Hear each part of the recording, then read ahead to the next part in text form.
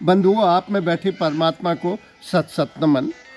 गीता के अनुसार यज्ञ, गीता में यज्ञ की विवेचना वर्तमान की वैज्ञानिक पृष्ठभूमि पर और वैचारिक पृष्ठभूमि पर दोनों पर संगत उतरती है। गीता के अनुसार मानव की एक विशेष भाव दशा, जिसमें वह त्याग, बलिदान, दान, तपस्या, दया, करुणा, उदारता से अलंकृत होकर वह निस्वार्थ भाव से, अनासक्त भाव से, बिना फलेच्छा के जब कोई कर्म करता है, अपना कर्तव्य का निर्वहन करता है, तो इसे यज्ञ गीता ने माना है। वर्तमान में जो विधि विधान प्रचलित हैं और कर्मकांड प्रचलित है, वह गीता को मान्य नहीं है। गीता में ऐसी कोई कर्मकांड की विवेचना नहीं आई कि इस तरह से वेदिका बनाई जाए कि इन मंत्रों का ही हवन हो। ऐसा कुछ नहीं कहा गया है कि समधा पलाश के लकड़ियों की हो, कि समधा चंदन की हो, कि शुद्ध घी ही डाला जाए। ऐसी विधि विधान और ऐसे कर्मकांडों की इसमें अनुशंसा नहीं है। यज्ञ को उपनिषदों ने और वेदों ने और पुराणों ने, अरण्यकों ने, ब्राह्मण ग्रंथों में, सभी में यज्ञ की चर्चा आई है, किंतु इसके अर्थ युग के अनुरूप बदलते रहे हैं। वैदिक युग में जो यज्ञ का अर्थ था वो अग्नि पूजा से था। जो ऋग्वेद में आया है गायत्री मंत्र, वो कदाचित इसी संदर्भ में आया है कि हे सविता रूप ब्रह्म, हम तेरे तेज को वर्ण करते हैं, तू हमारी बुद्धि को सन्मार्ग में प्रेरित करे। ये यजुर्वेद का मंत्र इसी वैदिक अग्नि पूजा का परिपोषण करता है। पुराण काल में जब यज्ञ की परिभाषा थी तो देव पूजा से थी कि पुत्र प्राप्ति के लिए, राज्य के विस्तार के लिए या अन्य मनोकामनाओं के लिए देवी देवताओं की उपासना होती थी। तभी से इसमें मंत्रोच्चार और देवी की उपासना आदि का वर्णन आया। लेकिन आज वर्तमान में जो अर्थ है वो बहुत स्पष्ट है कि व्यक्ति को कर्तव्य कर्म जो निरंतर आसक्ति रहित होकर अपने कर्तव्य कर्म करता हुआ अनासक्त भाव से जो कर्म करता है वह परमात्मा को प्राप्त होता है। ऐसा भाव वर्तमान में लिया गया है। तो युग के अनुसार यज्ञ के अर्थ बदले हैं। यज्ञ से तात्पर्य है त्याग, दान, समस्त पुण्य कर्म, प्रार्थना, पूजा। यज्ञ से अर्थ है शुभ कर्म और संगतिकरण और समर्पण, श्रद्धा और समर्पण। जो श्रेष्ठ समस्त धार्मिक कार्य, श्रेष्ठ जो समस्त पुण्य कर्म, वो यज्ञ में आ जाते हैं। और संगतिकरण जो आया उसमें था संगठित होना किसी विशेष महत् उद्देश्य, धार्मिक कार्य के लिए या समाज हित के कार्य के लिए जब एकत्र होते हैं तो इसे संगतिकरण भी कहते हैं। तो संगतिकरण का अर्थ है, जैसे सुभद्रा कुमारी चौहान ने अपने बुंदेले हर बोलों के मुख हमने सुनी कहानी थी, खूब लड़ी मर्दानी वो तो झांसी वाली रानी थी। इस महायज्ञ में, इस प्रथम स्वतंत्रता संग्राम में कई वीर आए काम, तो यहाँ भी उन्होंने महायज्ञ का वर्णन किया है। तो संक्षेप में समझ सकते हैं कि यज्ञ का अर्थ प्रेम, प्रार्थना, पूजा से अर्थ अग्नि पूजा से भी है और देव पूजा से है। प्रकृति पूजा से आशय है जो समस्त भूत हैं, पंच महाभूत हैं, इनका संरक्षण, संवर्धन और पोषण से है। ईशोवास उपनिषद में आया है, इदम सर्वम खलु ब्रह्म, ये समस्त ब्रह्म ही है।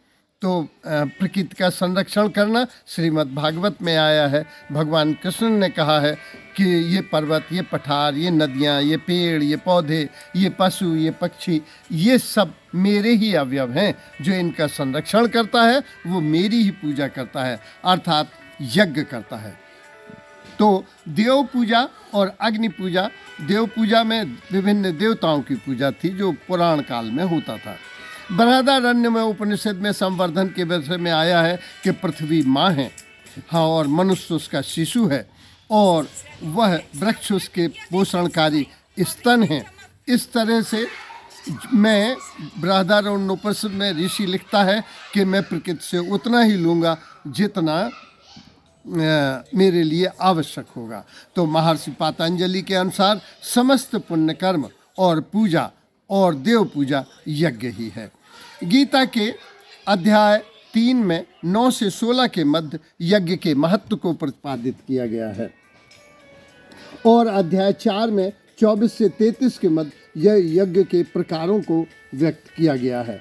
गीता के अध्याय 3 के 9वें श्लोक में सबसे पहले यज्ञ का महत्व बताया गया है और यज्ञ भाव से कर्तव्य कर्म करना ही सबसे बड़ा यज्ञ है। तो कर्तव्य कर्म करता हुआ व्यक्ति यज्ञ भाव को प्राप्त होता है। यज्ञ भाव अर्थात सर्वहित में किए गए कार्य। वो गीता लिखती है कि जो अनासक्त भाव से, दान और त्याग के भाव से शुभ कर्म और पुण्य कर्म, प्रार्थना, प्रेम, पूजा की जाती है, वे कर्म बंधन से मुक्त होते हैं, जो इस भाव से अलंकृत होकर पूजा करते हैं, और जो शेष कर्म है वे कर्म बंधन में आ जाते हैं।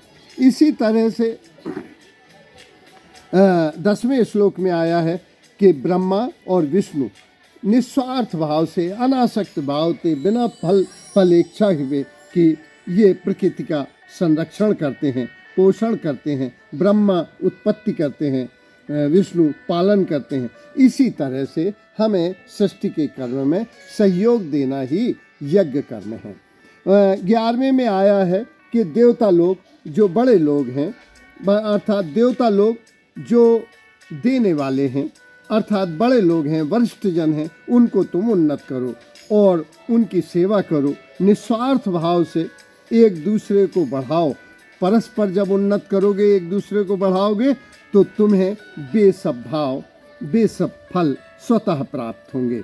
तुम उनकी मदद करो, वे तुम्हारी मदद करेंगे। अर्थात आगे सभी को बढ़ाओ, मदद करो, तो बिन मांगे ही इच्छित फल प्राप्त होते हैं। उदाहरण वर्तमान का बड़ा स्पष्ट है कि उदाहरण बहुत स्पष्ट है कि मध्य प्रदेश में तीनों अभी भाजपा के जो मुख्यमंत्री हैं, वे चाहते भी नहीं थे और उन्हें कोई आशा भी नहीं थी, लेकिन उन्होंने पूरी निष्ठा से अपने संगठन पर कार्य किया।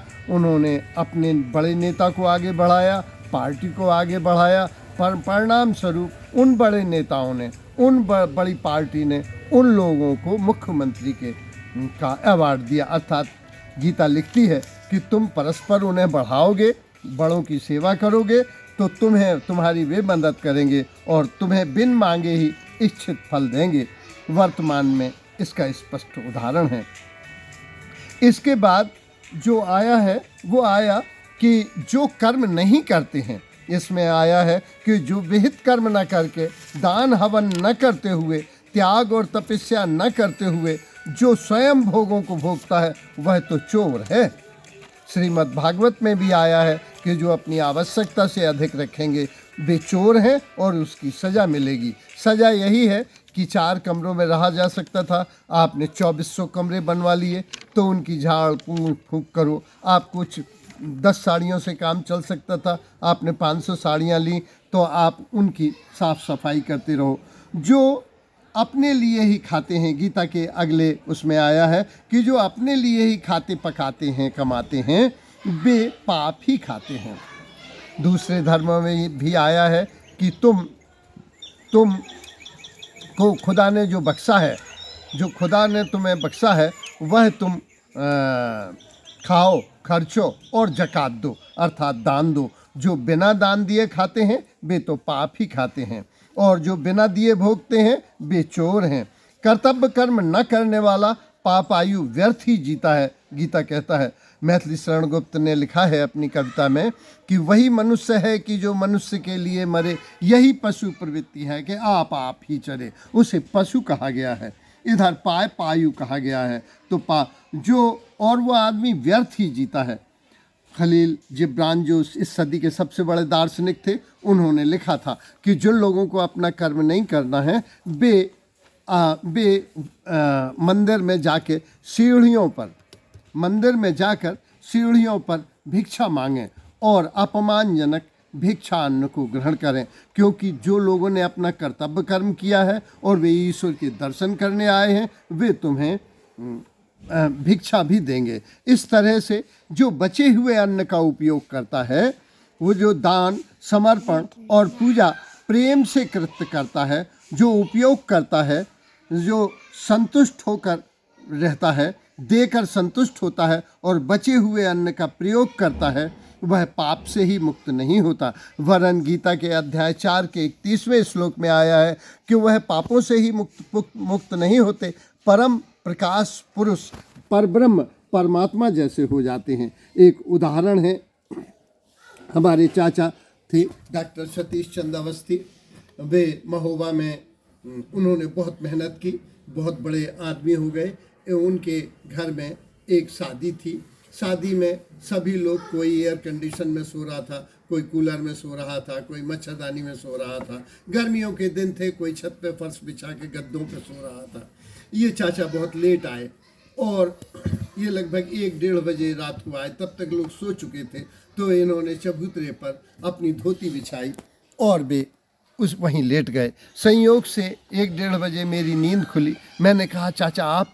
बोले, जो लोग ये कूलर में लेटे हैं, एयर कंडीशन में लेटे हैं, वस्तुतः उसका आनंद मुझे ही मिल रहा कि सभी सुखी हैं, संतुष्ट हैं। ऐसे लोग न पापों से केवल मुक्ति होते हैं, वरम भी परमात्मा हो जाते हैं और उनसे ईश्वर रिफ्लेक्ट होता है।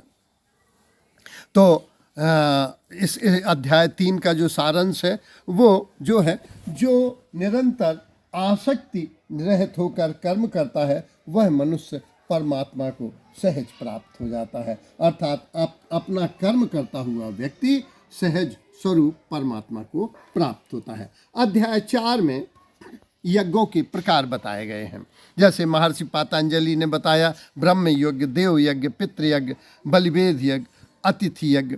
ब्रह्म यज्ञ जो ब्रह्म ईश्वर के लिए किया जाता है, देव यज्ञ जो देवताओं के लिए किया जाता है, जो पितृयज्ञ जो माता पिता की सेवा करता है और जो दूसरों को भोजन देता है वो, और अतिथियों की सम्मान करता है, यह भी यज्ञ है। उसी तरह से गीता में आया है। प्रथम गीता के अध्याय 4 के 23वें श्लोक में प्रारंभ में भी आया है कि जो आसक्ति रहित होकर, देवभाविमान से रहित होकर, ममता रहित होकर ईश्वर में चित्त लगाता है, वह जप यज्ञ करता है और वह इसको प्राप्त होता है। ईशोवास उपनिषद में इसका आया, इदम सर्वम ब्रह्म, ये सब ब्रह्म है। जो यह भाव कर लेता है कि जड़ और चेतन में सभी में परमात्मा है और वह वाणी से, देह से, मन से व्यवहार करता है, ऐसा यह भी यज्ञ है। तो ये भाव दशा भी यज्ञ है। देव यज्ञ अग्नि यज्ञ से जो आया है, वह समस्त पंच महाभूतों के संरक्षण से आया है। अर्थात अपने में परमात्मा देखता है और परमात्मा जैसा व्यवहार करता है, वह भी अपना यज्ञ करता है। और अगले में आया है 26 से 24 में के बीच में कि जो इंद्रियों को संयत रखता है और प्राणवायु को अपान वायु में डालता है और अपान वायु को प्राणवायु में डालता है, जो अनुलोम विलोम करता है, कपाल भारती करता है, वह देह शुद्धि करता है। देह शुद्धि भी यज्ञ है। द्रव्य यज्ञ जो पैसा दान देता है, जो अर्थ को सबसे पहले दान करता है फिर भोग करता है, ऐसा व्यक्ति भी द्रव्य यज्ञ करता है। दान की महिमा को, दक्षिणा की महिमा को अभिव्यक्त किया गया है। सबसे अच्छा गीता में बताया गया है कि जो अहिंसा आदि तीक्ष्ण व्रतों से युक्त होकर, सदैव प्रयत्नशील रहकर, जो स्वाध्याय में लगकर ज्ञान प्राप्त करते हैं और ज्ञान देते हैं, वो ज्ञान यज्ञ करते हैं। इसमें आज बड़ा कठिन है। महर्षि व्यास ने लिखा है कि मैं लोगों से धर्म की बातें करता हूँ जो उनके हित में है, लेकिन मेरी कोई सुनता नहीं है। आज के युग में तो हम कह सकते हैं महर्षि व्यास, वाल्मीकि, तुलसीदास, ये राम भद्राचार्य, महर्षि तुलसीदास और बाबा रामदेव जैसे वो लोग हैं जो, या महावीर स्वामी, जो जिन्होंने ज्ञान प्राप्त किया और ज्ञान दिया, ये ज्ञान यज्ञ को करते हैं। ज्ञान यज्ञ अति कठिन है, क्योंकि इसमें खून को पसीना बहाना पड़ता है, खून पसीना, तभी हम चीज़ें समझ सकते हैं और ज्ञान दे सकते हैं। इसे हम ज्ञान यज्ञ कहते हैं। धन्यवाद।